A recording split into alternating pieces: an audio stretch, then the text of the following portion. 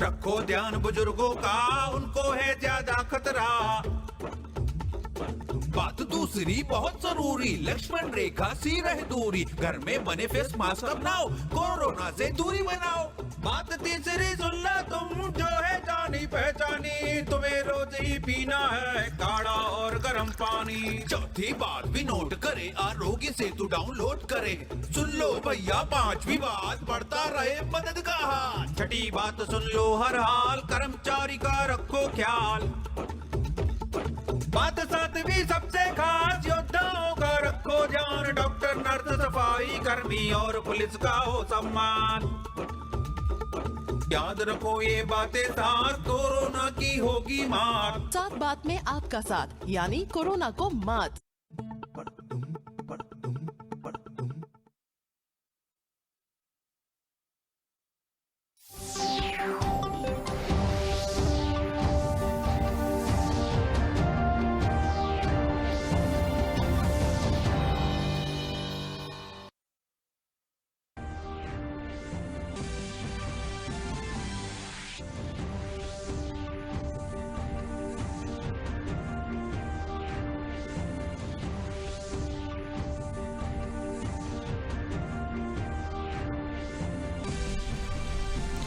वजीर आला योगी आदित्यनाथ ने गोरखपुर में महाराणा प्रताप, महंत दिग्विजयनाथ और महंत अवैधनाथ के मुजस्समों की नकाब कुशाई की। वजीर आला ने कहा, जिंदगी में आगे बढ़ने के लिए मुस्बत सोच है जरूरी।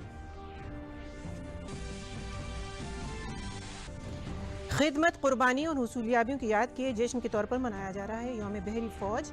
हिंदुस्तानी बहरिये के जरिए 1971 के हिंद पाक जंग में कराची बहरी फौजी अड्डे को तहस नहस किए जाने की ताज़ा हुई यादें।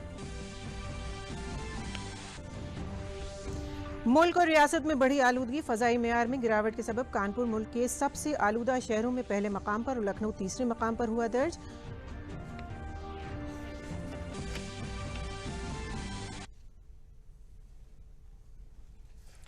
आदाब, मैं हूं नगमा इरफान। खबरें अब तफसील से।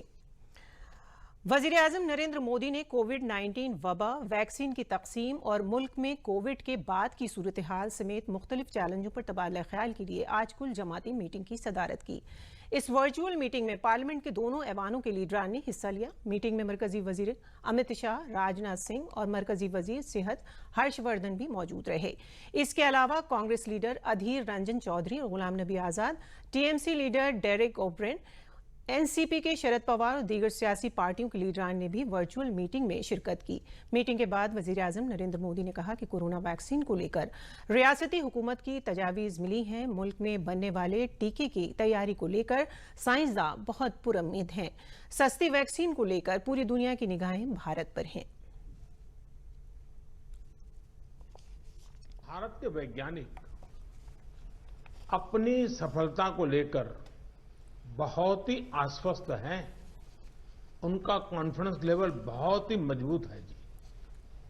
अभी अन्य देशों की कई वैक्सीनों के नाम बाजार में हम सब सुन रहे हैं, लेकिन फिर भी दुनिया की नजर कम कीमत वाली सबसे सुरक्षित वैक्सीन पर है और इस वजह से स्वाभाविक है पूरी दुनिया की नजर भारत पर भी है। वज़ीर-ए-आज़म ने यह भी कहा कि कोरोना वैक्सीन को लेकर 8 मुमकिना वैक्सीन ट्रायल के मुख्तलिफ मराहिल में हैं। साथ ही उन्होंने कहा कि भारत की 3 वैक्सीन का ट्रायल इस वक्त मुख्तलिफ मराहिल में चल रहा है और कुछ ही हफ्तों में वैक्सीन तैयार भी हो जाएगी।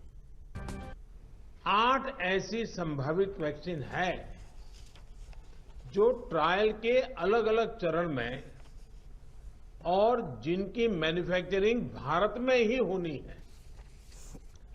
जैसा यहां चर्चा में भी बात आई, भारत की अपनी 3 अलग अलग वैक्सीन का ट्रायल अलग अलग चरणों में है। एक्सपर्ट्स ये मानकर चल रहे हैं कि अब कोरोना की वैक्सीन के लिए बहुत ज्यादा इंतजार नहीं करना पड़ेगा। माना जा रहा है कि अगले कुछ हफ्तों में कोरोना की वैक्सीन तैयार हो जाएगी। वजीर आजम ने कहा कि साइंसदानों की हरी झंडी मिलने के बाद टीकाकारी मुहिम शुरू कर दी जाएगी। इसमें health care workers, front line workers और कोरोना से मुतासिर संगीन मरीजों और बुजुर्गों को तरजीही बुनियाद पर वैक्सीन दी जाएगी। वैज्ञानिकों की हरी झंडी मिलेगी, भारत में टीकाकरण अभियान शुरू कर दिया जाएगा। टीकाकरण के पहले चरण में किसे वैक्सीन लगेगी, इसे लेकर भी केंद्र सरकार राज्य सरकारों से मिले सुझावों के आधार पर काम कर रही है। इसमें प्राथमिकता कोरोना के मरीजों के इलाज में जुटे health care workers, frontline workers और जो पहले से गंभीर बीमारियों से जूझ रहे हैं वैसे बुजुर्ग लोगों को दी जाएगी। वजीर आजम ने साथ ही ये भी कहा कि हमारे पास टीकाकारी के लिए काफी बड़ा और तजुर्बेकार नेटवर्क है जिसका फायदा उठाया जाएगा। साथ ही उन्होंने कहा कि कोल्ड चेन से भी इस्तेफादा किया जाएगा। वजीर आजम ने कोविड ऐप का जिक्र करते हुए कहा, टीकाकरण के लिए दुनिया का बहुत बड़ा और अनुभवी नेटवर्क भी मौजूद है। इसका पूरा लाभ उठाया जाएगा। जो कुछ अतिरिक्त कोल्ड चेन इक्विपमेंट, अन्य लॉजिस्टिक की जरूरत पड़ेगी, राज्य सरकारों की मदद से उसका भी आकलन हो रहा है। वजीर आजम ने कोविड ऐप का जिक्र करते हुए कहा कि इस ऐप की मदद से रियल टाइम इंफॉर्मेशन मिलेगी। भारत ने एक विशेष सॉफ्टवेयर भी बनाया है, कोविन, जिसमें कोरोना वैक्सीन के लाभार्थी वैक्सीन के उपलब्ध स्टॉक और स्टोरेज से जुड़ी रियल टाइम इंफॉर्मेशन रहेगी। भारत में कोरोना वैक्सीन की रिसर्च से जुड़े दायित्व के लिए विशेष टास्क फोर्स का गठन किया गया था और वैक्सीन से जुड़े अभियान का दायित्व नेशनल एक्सपर्ट ग्रुप को दिया गया है। इसमें टेक्निकल एक्सपर्ट्स हैं, केंद्र सरकार के संबंधित मंत्रालयों और विभागों के अधिकारी हैं, प्रत्येक जोन के हिसाब से राज्य सरकारों के भी प्रतिनिधि हैं। ये नेशनल एक्सपर्ट ग्रुप राज्य सरकारों के साथ मिलकर के काम कर रहा है। मुल्क में कोविड-19 के सैंपल की टेस्टिंग के रोज नए रिकॉर्ड बन रहे हैं। हिंदुस्तानी तिब्बी तहकीक काउंसिल के मुताबिक मुल्क में अब तक कुल 14,47,27,749 कोरोना सैंपल की जांच हुई, जिसमें से गुज़िश्ता रोज 11,70,102 सैंपल की जांच की गई। वजारत बराए सेहत और कुनबा बहबूद के मुताबिक मुल्क में कोरोना वायरस की वबा से मुतासरा मरीजों में से अब तक 90,16,000 से जायद मरीज सेहतयाब हो चुके हैं। गुज़िश्ता 24 घंटों में 42,916 कोरोना मरीज ठीक हुए हैं, जिसके बाद मुल्क में रिकवरी रेट बढ़कर 94.20% हो गया है। वहीं मुल्क में कोविड से शरह अमवात 1.45% रह गई है।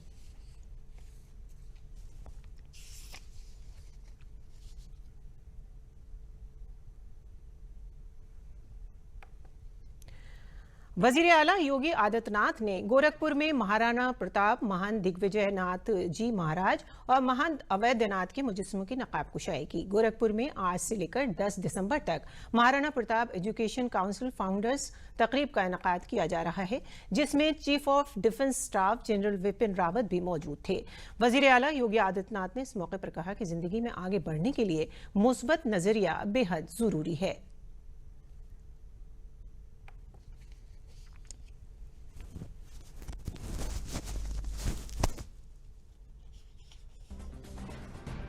हमें याद रखना होगा कि कोई व्यक्ति बड़ा अचानक नहीं होता है, एक दिन में नहीं होता है। इसके लिए उन्हें प्रयास करना होता है। इसके लिए उन्हें कोई अपने आदर्श सामने रखने पड़ते हैं। अपने आप को सकारात्मक ऊर्जा से भरपूर करना पड़ता है। और याद रखना, नकारात्मक व्यक्ति कभी जीवन के उच्च शिखर पर नहीं पहुंच सकता।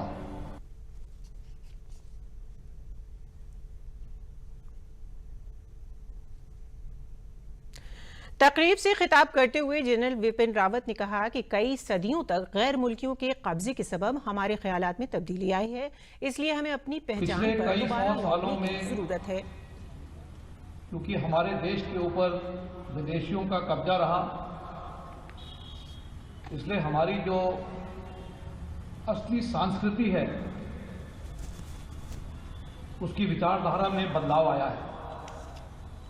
लेकिन इस वक्त समय आ गया है कि हम अपनी पहचान को दोबारा लौटाएं, अपनी सांस्कृतिक पर जोर दें और अपनी शिक्षक संस्थाओं को अपनी संस्कृति के साथ जोड़कर रखें। प्रयागराज पहुंचे नायब वजीर आला केशव प्रसाद मौर्य ने साबिक राज्यसभा रुकन चौधरी चुन्नी लाल की बरसी पर उनकी तस्वीर पर गुलपोशी की। तकरीब से खिताब करते हुए केशव प्रसाद मौर्य ने कहा कि चौधरी चुन्नी लाल जमीन से जुड़े लीडर थे। उन्होंने कहा कि प्रयागराज और कौशाम्बी को जोड़ने वाली 1000 करोड़ रुपए की लागत से बन रही सड़क को चौधरी चुन्नी लाल से मंसूब किया जाएगा। उन्होंने कहा कि वजीर आजम किसानों के साथ हैं और उत्तर प्रदेश के किसान हुकूमत के साथ हैं।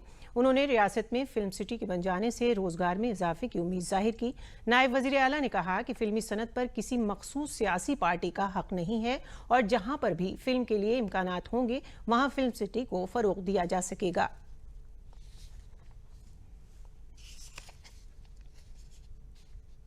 श्री उद्धव ठाकरे जी को यह मैं बताना चाह रहा हूं, न मुंबई शिवसेना की है, महाराष्ट्र शिवसेना का है और न उत्तर प्रदेश शिवसेना का है या कांग्रेस का है, न एनसीपी का है। अगर नोएडा में फिल्म सिटी बन रही है तो मेरे ये समझ में नहीं आ रहा कि उद्धव जी के पेट में दर्द क्यों हो रहा है। नोएडा की फिल्म सिटी इसलिए बना रहे हैं कि उत्तर प्रदेश के अंदर प्रतिभाएं हैं और उनको अलग अलग स्थानों पे जा करके अपनी प्रतिभा को प्रकट करना पड़ता है।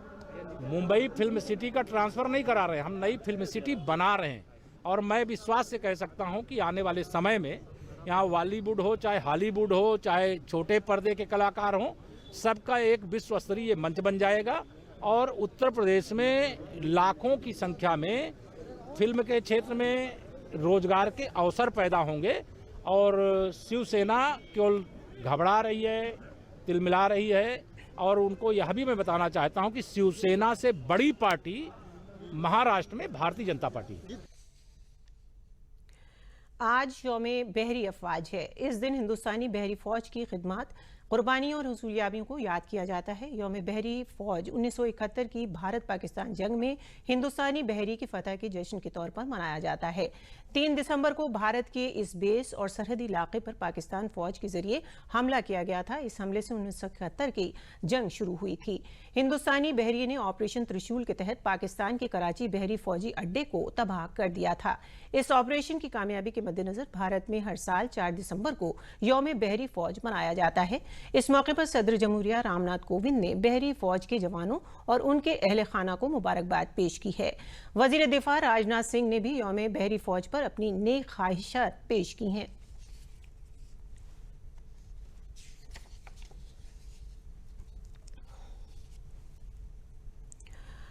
वजीर आजम नरेंद्र मोदी ने यौम बहरी फौज पर मुबारकबाद पेश की है। वजीर आजम ने अपने ट्वीट पैगाम में कहा कि हमारे सभी बहादुर बहरी के जवानों और उनके अहले खाना को यौम बहरी फौज की मुबारकबाद। हिंदुस्तानी बहरी फौज निडर होकर हमारे साहिलों की हिफाजत करती है और ज़रूरत के वक्त इंसानी इमदाद भी मुहैया कराती है। हम सदियों पुराने भारत की खुशहाल समुद्री रवायत को भी याद करते हैं।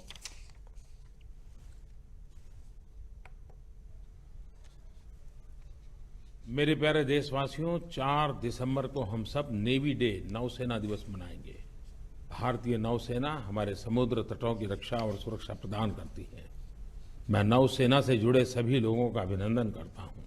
आप सभी जानते ही होंगे कि हमारी सभ्यता का विकास नदियों के किनारे हुआ है, चाहे वह सिंधु हो, गंगा हो, यमुना हो, सरस्वती हो। हमारी नदियां और समुद्र आर्थिक और सामरिक, स्ट्रैटेजिक दोनों पर्पज के लिए महत्वपूर्ण है। वे पूरे विश्व के लिए हमारा गेटवे है। इस देश का हमारी इस भूमि का महासागरों के साथ अटूट संबंध रहा है। और जब हम इतिहास की ओर नजर करते हैं तो 800-900 साल पहले चौल वंश के समय चोल नेवी को सबसे शक्तिशाली नौसेनाओं में से एक माना जाता था। यौम बहरी फौज के मौके पर बहरिया सरबराह ने कौमी जंगी यादगार पर शहीदों को खराज अकीदत पेश किया। इससे कबल एडमिरल करमवीर सिंह ने हिंदुस्तानी बहरी फौज दिन के मौके पर एक पैगाम शेयर किया। उन्होंने कहा कि कोविड के दौरान बहरी फौज ने दोस्त ममालिक की मदद की और वजीर आजम के विजन सागर को मद्देनजर रखते हुए बहरी फौज इलाकाई समुद्री सलामती के लिए खुले, शफाफ और उसूलों पर मबनी माहौल को फरोग दे रही है।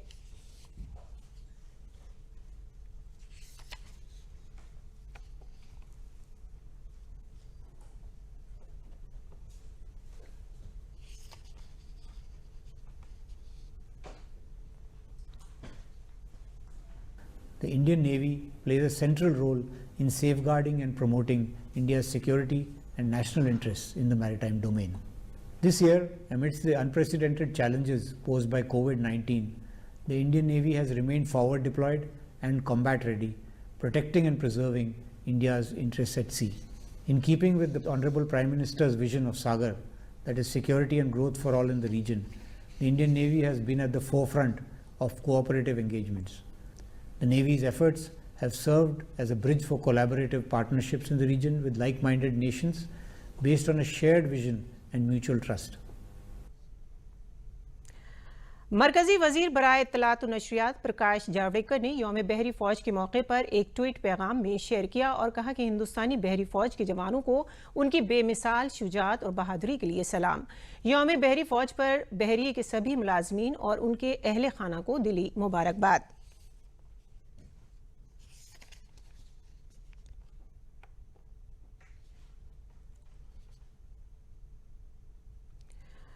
बांदा में एक तेज रफ्तार और ओवरलोडेड बस ने एक ऑटो को टक्कर मार दी, जिससे ऑटो में सवार 6 लोगों की मौत हो गई, जबकि 3 दीगर शदीद तौर पर जख्मी बताए जा रहे हैं, जिन्हें इलाज के लिए जिला अस्पताल में दाखिल कराया गया है और एक की हालत तशवीशनाक होने के सबब उसे कानपुर रेफर कर दिया गया है। बांदा के देहात कोतवाली हल्के के जमालपुर गांव के करीब गुज़िश्ता रात रोडवेज की बस कानपुर से बांदा जा रही थी, तभी बाइक सवारों को बचाने की कोशिश में बस बेकाबू होकर सामने से आ रहे ऑटो से टकरा गई। हादसे की इत्तला मिलने पर इंतजामिया पुलिस ने मौके पर पहुंचकर जख्मियों को बाहर निकाला, वहीं बस ड्राइवर को पुलिस ने गिरफ्तार कर लिया है।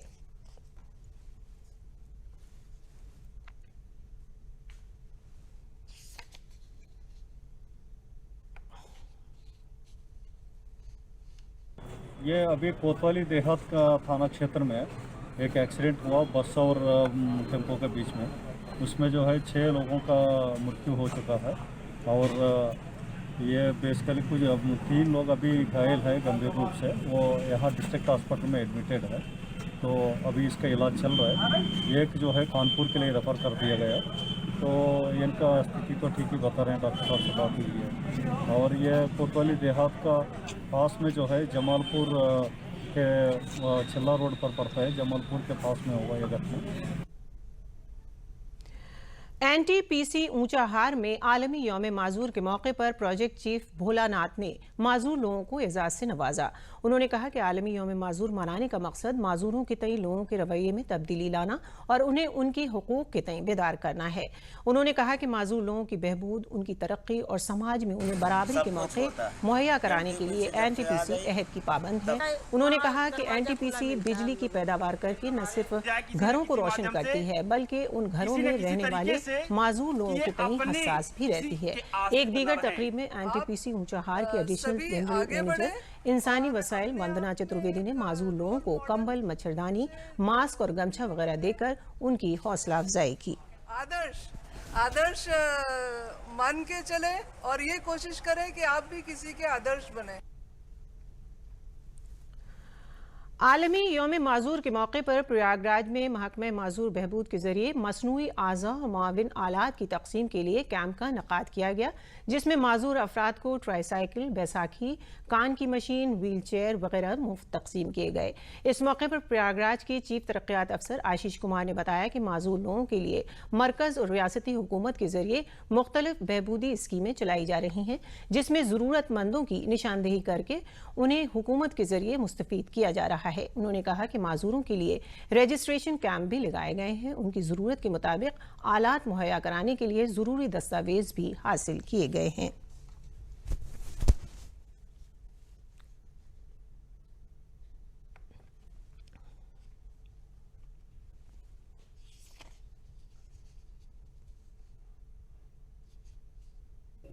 ये विश्व दिव्यांग दिवस पर आज 3 दिसंबर को एक जागरूकता फैलाई गई है और कुछ वितरण हुआ है दिव्यांगजनों को।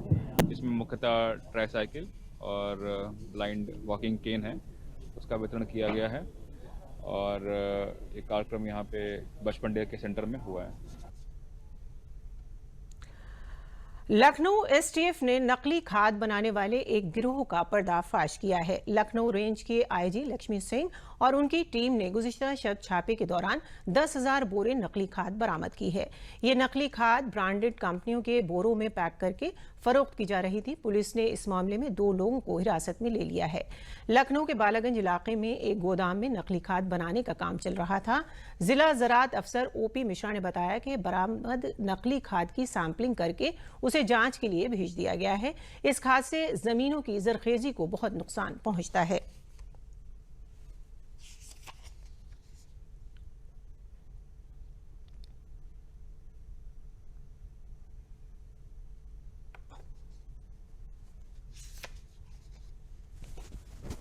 ये सूचना दी गई कि ठाकुरगंज इलाके में एक गोदाम में नकली और संदिग्ध उर्वरक भंडारित है।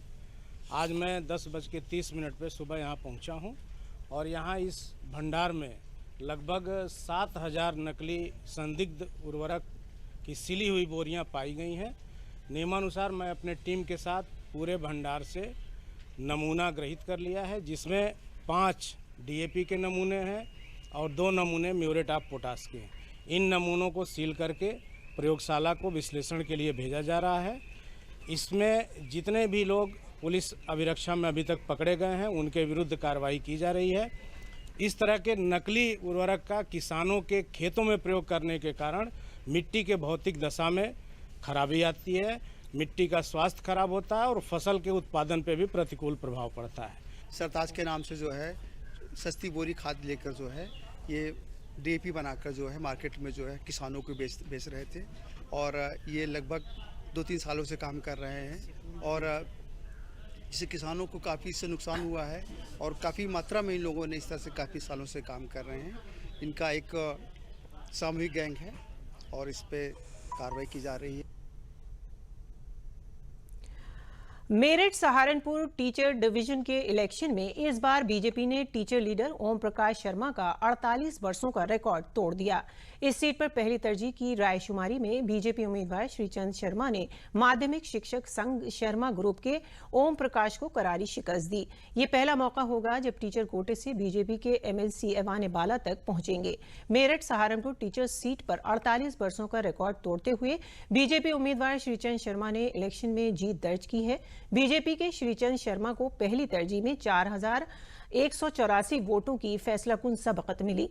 कामयाबी हासिल करने के बाद टीचर लीडर श्रीचंद शर्मा ने वजीर आजम और वजीर आला के साथ कारकुनों और पार्टी लीडरान को अपनी फतेह का क्रेडिट दिया।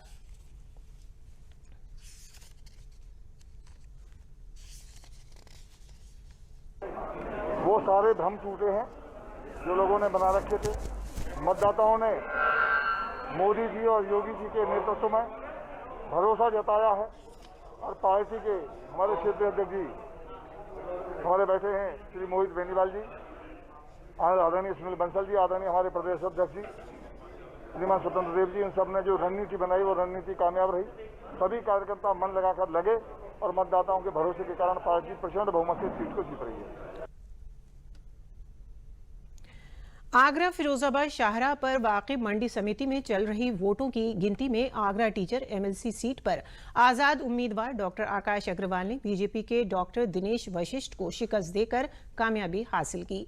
फातेह आज़ाद उम्मीदवार डॉक्टर आकाश अग्रवाल को 6,690 वोट मिले हैं, जबकि दूसरी पोजीशन पर रहे बीजेपी उम्मीदवार डॉक्टर दिनेश वशिष्ठ को 4,314 वोट मिले हैं। जीत हासिल करने के बाद सहाफियों से गुफ्तगू करते हुए नौमुंतखब Agra division teacher MLC doctor Akash Agarwal ने कहा कि तनख्वाह से महरूम टीचरों को एजाजिया और तालीम में बगैर तफरीक के सरकारी और गैर सरकारी सहूलत मुहैया कराना उनकी तरजीह होगी।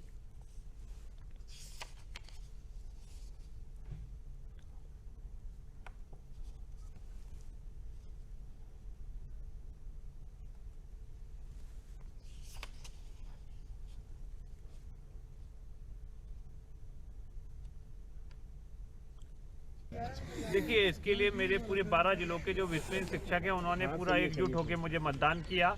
उसी के वजह से हम इतनी अभूतपूर्व सफलता प्राप्त कर सके हैं। कितने मतों से जीते हैं? लगभग हम जो 2200 मतों से जीते हैं। हम आपका मुझे 6,690 मत मिले हैं आपका विद्यालय के शिक्षक।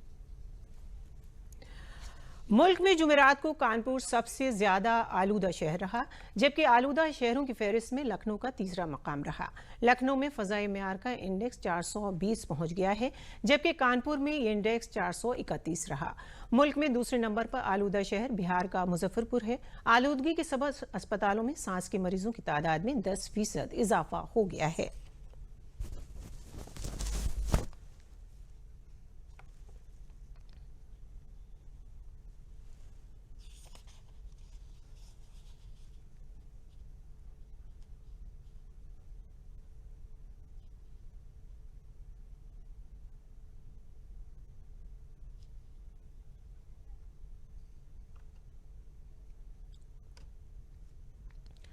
रिजर्व बैंक ने सूद की अहम पॉलिसी साज शरहों में इत्तेफाक राय से किसी तरह की तब्दीली न करने का फैसला लिया है, जबकि सूद की शरहों को लेकर नर्म रवैया बरकरार रखने की बात कही है।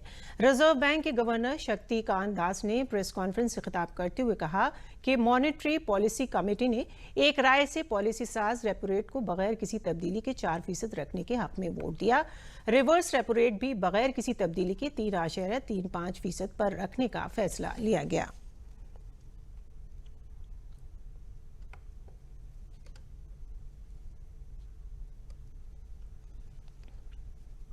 The MPC voted unanimously to leave the policy repo rate unchanged at 4%. It also decided to continue with the accommodative stance of monetary policy as long as necessary, at least through the current financial year and into the next year, to revive growth on a durable basis and mitigate the impact of COVID-19, while ensuring that inflation remains within the target going forward. Reserve bank के governor ने 2021 के लिए हकीकी तरक्याती शरह घटकर -7.5% रहने का अंदाजा जाहिर किया है। उन्होंने कहा कि गांव में बढ़ती मांग और मजबूत होने के इम्कानात हैं। इसके साथ ही शहरी मामले की तेजी देखी जाएगी। उन्होंने कहा कि रवां माली साल की तीसरी तिमाही में शरह तरक्की मुस्बत होकर 0.1% होने का इम्कान है। Is projected at -7.5. I repeat, the real GDP growth for 2021 is projected at -7.5, and the breakup would be as follows. The first two quarters are already known, and for Q3 we are projecting plus 0.1%, and for Q4 we are projecting plus 0.7% in as I said in the Q4. So in other words, the H2 is expected to show positive growth. And the projection for the H1 of next year, that is 2021, is projected at 21.9% to 6.5%. और अब बात अपनी हिफाजत की, कोविड-19 से बचाव की और डीडी न्यूज़ की खास मुहिम मास्क अप इंडिया की। देखते हैं क्या है ये पहल। वैश्विक महामारी कोविड-19 जिसका कहर संपूर्ण मानव जाति को अपनी आगोश में ले चुका है। टीका या दवाई उपलब्ध होने तक महामारी के खिलाफ मानवता की जंग जारी है। ऐसे में सबसे जरूरी है सावधानी और बचाव। फेस मास्क कोरोना से रोकथाम का सबसे प्रभावी उपाय साबित हुआ है। विश्व स्वास्थ्य संगठन और विशेषज्ञों की शोध का भी यही निष्कर्ष है कि मास्क से मुंह और नाक को अच्छी तरह ढककर कोरोना संक्रमण को कम किया जा सकता है। कोरोना संक्रमण से बचाव के लिए मास्क पहनने के साथ ही जरूरी है मास्क को सही तरीके से पहनना। बहुत से लोग मास्क से नाक और मुंह को सही तरीके से नहीं ढकते हैं, जिससे संक्रमण का खतरा बना रहता है। बिना मास्क या फेस कवर के घर से बाहर निकलने की अभी कल्पना करना भी सही नहीं है। जुड़िए डीडी न्यूज की खास मुहिम मास्क अप इंडिया के साथ। मास्क पहने और अपने मुंह और नाक को अच्छी तरह ढके। अपने परिवार के सदस्यों और दोस्तों को मास्क पहनने के लिए कहें। Mask up India, mask up India. DD news के माध्यम से सबको बताना है, कोरोना को हराना है, मास्क जरूर लगाना है। Mask up India, mask up India, mask up India.